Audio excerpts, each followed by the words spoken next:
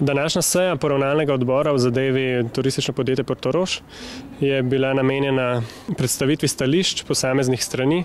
Tako smo na strani predlagateljev sodelovali dva odvetnika kot pooblaščenca predlagateljev in pa skupna zastopnica notarka Jarnovič iz Krškega. Na nasprotni strani pa predstavniki glavnega delničarja in večinskega lastnika.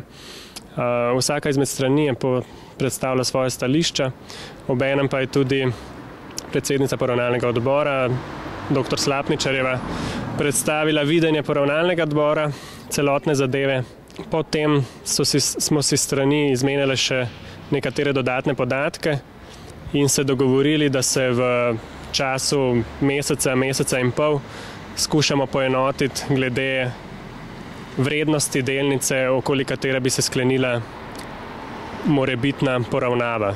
Glede na to, da bodo v prihodnjem mesecu dni potekala intenzivna pogajanja s pričo pripravljenosti glavnega delničarja, ki je izvedel iztisnitev, torej Term Čatež, o tem, da se izplača dodatek k že izplačani odpravnini delničarjem. Še enkrat velja poziv vsem delničarjem, ki so bili iztisnjeni iz družbe Turistično podjetje Portorož, da se priključijo postopku preko odvetniške družbe in s tem seveda tudi aktivno sodelujejo v postopkih do naslednjega poravnalnega odbora oziroma srečanja, ki je predviden čez dober mesec dni.